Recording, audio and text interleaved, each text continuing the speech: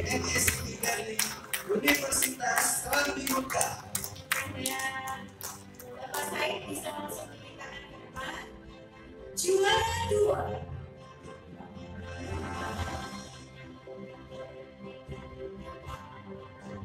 Fitriani MED dari STI Bina Bangsa Yesentera.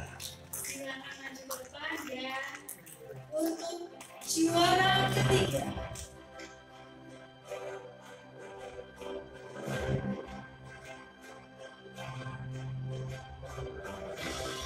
Ari Aulia Rahman MPD dari STI Bina Bangsa Luabu.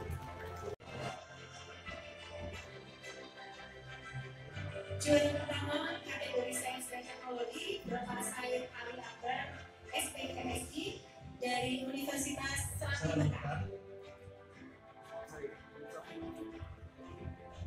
Pose dulu ya, pose dulu ya.